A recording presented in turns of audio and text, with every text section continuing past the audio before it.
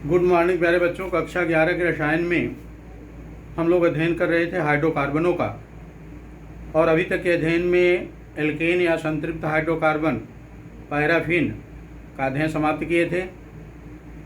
दूसरी सजातीय श्रेणी द्विबंध युक्त और संतृप्त हाइड्रोकार्बन एल्कीन का अध्ययन करना था, और आप जान पाए कि एल्कीनों में कौन कौन सी समयोता पाई जाती है, इनका नामकरण साधारण पद्धति में आईपीएसी पद्धति में कैसे किया जाता है। लास्ट में हम लोग अध्ययन किए थे संरचना का, और आपको जानकारी हुई कि एल्कीनों में कार्बन पर sp2 संकरण पाया जाता है। इनकी ज्यामितीय आकृति समतल त्रिकोणी और बंध कोण 120 अंश रहता है। क्रियाशीलता देखी जाए तो एल्केन बहुत कम क्रियाशील हैं, क्योंकि इनमें एकल सहसंयोजी बंध पाया जाता है। जो सिग्मा बंध है, मजबूत बंध है, तोड़ने हेतु तो अधिक ऊर्जा की आवश्यकता होती है। एल्कीनों में द्विबंध में एक सिग्मा एक पाई बंध होता है, जिसके कारण ये अधिक क्रियाशील है। एल्काइनों में त्रिबंध युक्त असंतृप्त हाइड्रोकार्बन एल्काइनों में त्रिबंध पाया जाता है, जिसमें एक सिग्मा और दो पाई बंध होते हैं। तो क्रियाशीलता का क्रम होना चाहिए एकल बंध से अधिक क्रियाशील द्विबंध और द्विबंध से अधिक क्रियाशील त्रिबंध। लेकिन प्यारे बच्चों, त्रिबंध की लंबाई छोटी होने के कारण बंधन ऊर्जा का मान अधिक रहता है, इसलिए क्रियाशीलता का सही क्रम है एकल बंध से अधिक क्रियाशील त्रिबंध और त्रिबंध से अधिक क्रियाशील द्विबंध होना चाहिए था, एकल द्वि और त्रि। लेकिन त्रिबंध की बंध लंबाई छोटी होने के कारण बंधन ऊर्जा अधिक रहती है। तो क्रियाशीलता का क्रम आपको याद रखना है एकल बंध, त्रिबंध, द्विबंध, यानी एल्केन, एल्कीन, एल्काइन में एल्कीन ज़्यादा क्रियाशील होते हैं। अब चलिए अध्ययन करते हैं जनरल मेथड्स ऑफ प्रिपरेशन, बनाने की सामान्य विधियाँ। एक तरीका है by dehydration of alcohol by dehydration of alcohol. Monohydric एल्कोहलों का निर्जलीकरण कराया जाए तो इनके एक अणु से जब जल का एक अणु बाहर निकल जाता है तो यह क्रिया निर्जलीकरण कहलाती है। जल अणु का निकलना, और प्राप्त होते हैं एल्कीन। चलिए सामान्य उदाहरण में समझने का प्रयास करिए। RCH2CH2OH ये प्राथमिक मोनोहाइड्रिक एल्कोहल है, और सांद्र सल्फ्यूरिक एसिड ये निर्जली कारक है, और टेम्परेचर हो 170, यानी मोनोहाइड्रिक प्राथमिक एल्कोहल को सांद्र सल्फ्यूरिक एसिड के साथ 170 डिग्री सेल्सियस ताप तक गर्म करें तो जल का एक अणु बाहर निकल गया, ये वाटर मॉलिक्यूल है, और देखिए एल्कीन प्राप्त हुआ RCH2CH2। RCH2CH2 क्या है? एल्कीन है, और इधर एल्कोहल है। अब जैसे उदाहरण में एथिल एल्कोहल अगर होता CH3CH2OH तो निर्जलीकरण में प्राप्त होता है एथिलीन, CH2 द्विबंध CH2 धन H2O। तो आपको याद करना है डिहाइड्रेशन ऑफ एल्कोहल में कि जब मोनोहाइड्रिक प्राथमिक एल्कोहलों को निर्जली कारकों की उपस्थिति में गर्म किया जाता है तो जल का एक अणु पृथक हो जाने से एल्कीन प्राप्त होते हैं। यह क्रिया डिहाइड्रेशन ऑफ एल्कोहल कहलाती है। जब निर्जली कारक रहता है सांद्र H2SO4 तब 170 डिग्री सेल्सियस ताप तक गर्म करने की जरूरत होती है। यदि निर्जली कारक हो निर्जल एल्यूमिना Al2O3 तब गर्म करना पड़ेगा 350 से 380 डिग्री सेल्सियस। अब क्रिया समान रूप से रहेगी, यहाँ होगा Al2O3 और टेम्परेचर 350।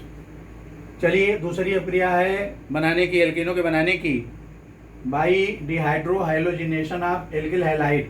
बहुत ही अच्छी अक्रिया, बहुत ही अच्छी अक्रिया है by dehydrohalogenation of alkyl halide. Alkyl हैलाइडों के विहाइड्रो हाइलोजनीकरण द्वारा, एल्किल हैलाइडों के विहाइड्रो हाइलोजनीकरण द्वारा एल्किल हैलाइडों को जब एल्कोहलिक KOH के साथ अपकृत कराते हैं तो एल्किल हैलाइड के एक अणु से एक हाइड्रोजन एक हाइलोजन पृथक हो जाते हैं। एल्किल हैलाइडों के एक अणु से एक हाइड्रोजन एक हाइलोजन का पृथक होना विहाइड्रो हाइलोजनीकरण कहलाती है। और इस क्रिया में एल्कीन बनते हैं। देख लीजिए RCH2CH2X ये एल्किल हैलाइड है, एल्कोहलिक KOH हो और बनेगा KX निकल जाएगा H2O और बनेगा RCH2CH2, ये एल्कीन है।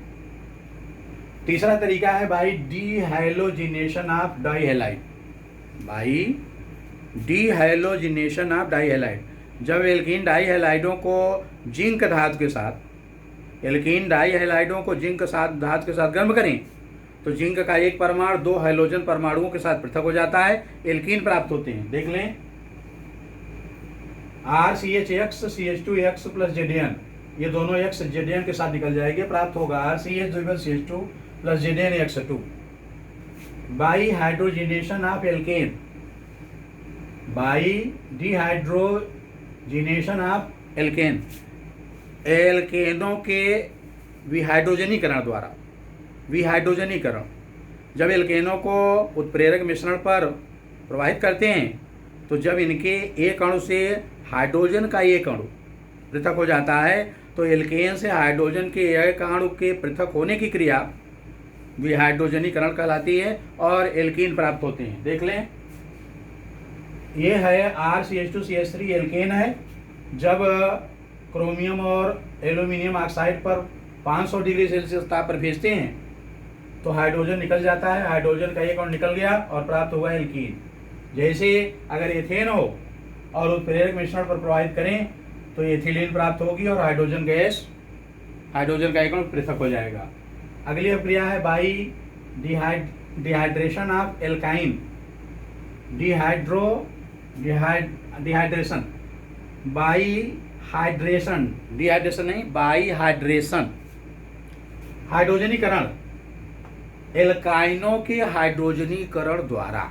एल्काइन होते हैं त्रिबंध युक्त असंतृप्त हाइड्रोकार्बन, और एल्काइनों का हाइड्रोजन से योग करा दें तो एल्कीन प्राप्त हो जाएंगे। ये हाइड्रोजनीकरण क्रिया कहलाती है हाइड्रेशन। जैसे RC∼CH प्लस H2 तो प्राप्त होगा RCH2CH2, एक हाइड्रोजन अणु जुड़ गया और एल्काइन से प्राप्त हुआ एल्केन। तो एल्काइन के एक अणु से एक हाइड्रोजन अणु जुड़ जाने से एल्कीन प्राप्त होते हैं, ये हाइड्रोजनीकरण क्रिया कहलाती है। और इसमें उत्प्रेरक होता है पैलेडिनीकृत कैल्शियम कार्बोनेट और लेड एसीटेट। एक दूसरा तरीका है कोल्बी सिंथेसिस, कोल्बी संश्लेषण। जब डाई कार्बोक्सिलिक अम्लों के सोडियम या पोटेशियम लवणों के जलीय विलयन का वैद्युत अपघटन कराते हैं तो एनोड पर एल्कीन प्राप्त होते हैं, ये क्रिया कहलाती है कोल्बी संश्लेषण। देख लें, ये पोटेशियम सक्सीनेट है और जब इसका आयनन होगा जलीय माध्यम में तो 2K+ निकल जाएगा सक्सीनेट आयन, और एनोड पर सक्सीनेट आयन जमा होंगे और प्राप्त होगा एथिलीन, कार्बन डाइऑक्साइड और इलेक्ट्रॉन मुक्त हो जाएंगे।